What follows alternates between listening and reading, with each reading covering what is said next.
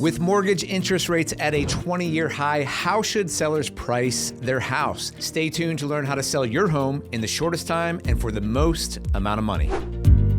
First, you have to understand that pricing is everything. I want to walk you guys through a recent example of a homeowner here in Cincinnati who was eager to sell. Now, a just closed comparable sale had fetched $320,000. Now, most sellers would look at that and want to start at, $325,000. But I advise my clients against it for one simple reason. Mortgage rates are high, with a 30-year fixed rate mortgage just over 8% right now. So oftentimes sellers don't always focus much on rates. It's definitely something that you now have to take into account. Changes in rates bring changes in buyers' buying power, and every dollar counts. So again, that comp was at $320,000, and instead of shooting for the stars, I recommended to my sellers to list lower than the comp at $315,000. In this case, the showings lined up, we had several offers, and we wound up accepting one for over ask price at $325,000, going from listing to closing in less than 6 weeks. Now, if we had stretched it and listed for $330,000 or $340,000, it would have sat for months, and we would have had to reduce the price, and maybe we would have eventually gotten $325,000, probably $320,000, but it would have been super stressful for the seller. Now, normally as a seller, you have the luxury of not thinking about mortgage rates, but if you're smart, you need to be sensitive to higher rates right now because they are shrinking your buyer pool. So that's taking a look at a quick example of a home that we sold recently, but let's dig more into what high interest rates mean for home sellers right now. Mortgage rates, which topped 8% this fall, have remained higher for longer than many experts expected. It's a tough break for home buyers who are still contending with slim pickings and lofty prices. While home sellers typically don't worry about rates as much as buyers, this doesn't mean sellers can brush off the conditions that buyers are facing in the market right now. Not only are they impacting buyers, but they're also impacting you. If you are a seller and you're also looking to buy, you might face getting a mortgage at those same high rates. But even if you aren't planning to purchase a property immediately, you should still keep those high rates in mind when pricing your house. Let me give you a little bit of context. Realtor.com's chief economist Danielle Hale points out that the median monthly mortgage payment on a house in May 2023 was almost double what it was 2 years ago. It's $2,216 today versus $1,262 before rates began to surge. Let's look at it another way. From mid-2016 through the end of 2019, monthly mortgage payments as a share of income averaged about 21.3%.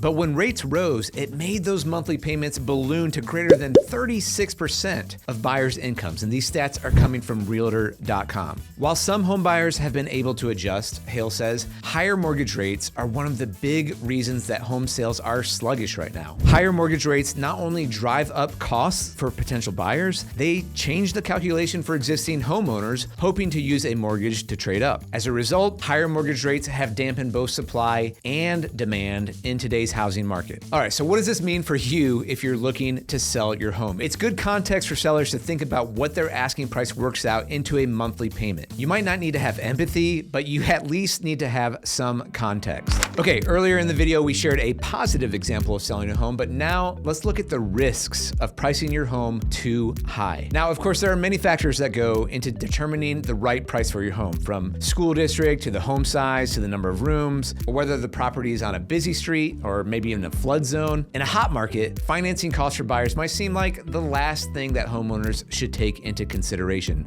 but you should now. You should be speaking with your listing agent about mortgage rates and not just focusing on the price you want to get for your house. Here's a little something I like to call the death spiral. Homes that are priced too high today, they're likely going to attract very few bids, if any. And once sellers have missed that window of opportunity, they hurt their own chances of selling at all. In this hot market of the last few years with low inventory, buyers are accustomed to seeing properties get offers super fast, like 3 days. And if that doesn't happen, they wonder, what's wrong with that house? And that wondering leads to no offers, which leads to sellers then dropping their price, which leads to an even lower offer when you finally do get one. And I'm telling you, the death spiral is no fun at all. Okay, so to avoid the death spiral, what should you do to price your house? In the same way that buyers are advised to rate test their buying power whenever mortgage rates change, home sellers should also check how fluctuations in rates affect their home's monthly mortgage payment at their desired asking price. You can go and crunch those numbers on any online mortgage calculator. You might learn, for instance, that a certain interest rate and certain asking price, your home's monthly payment reaches a certain key threshold. Let's say it takes it from $2,900 a month to $3,050 a month, which in the long run, it isn't a huge deal in the overall payment, but it might be just enough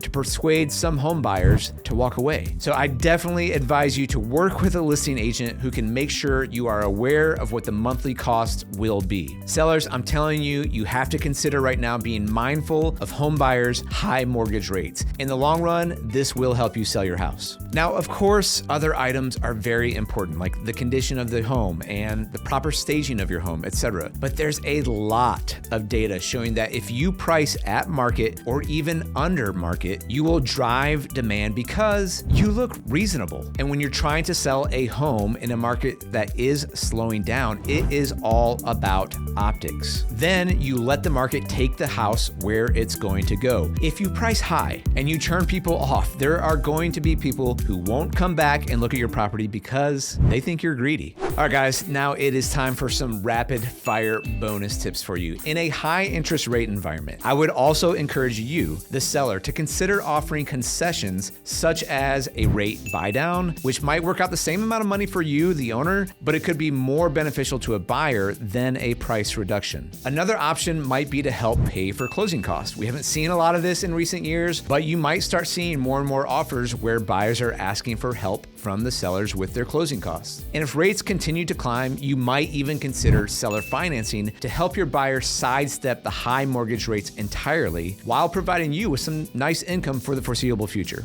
One other area where seller flexibility is key during high interest rates is with repairs. Now, again, you've got to remember the context and consider that buyers are stretched right now. They probably won't have a lot of cash for repairs once they close. So let's say you have your home under contract and you're pending. Woo! Yay! Congratulations. If you're not willing to work with a qualified buyer who is pointing out that there's, something wrong with your roof, for example, if you choose not to be reasonable and offer any concessions, you might lose one of the few qualified buyers out there. You not only have to act like it, you need to be aiming for a win-win. Or you can take your chances, push hard for the highest price you can, not give any inch on repairs, and risk falling out of escrow, and now you're heading back into the death spiral. And if you are willing to offer some options to buyers to ease the burden of high interest rates, make that clear in your listing. Market it. Optics matter. Stand out against other properties. And finally, make sure you're working with an experienced agent who can guide you in getting your home sold.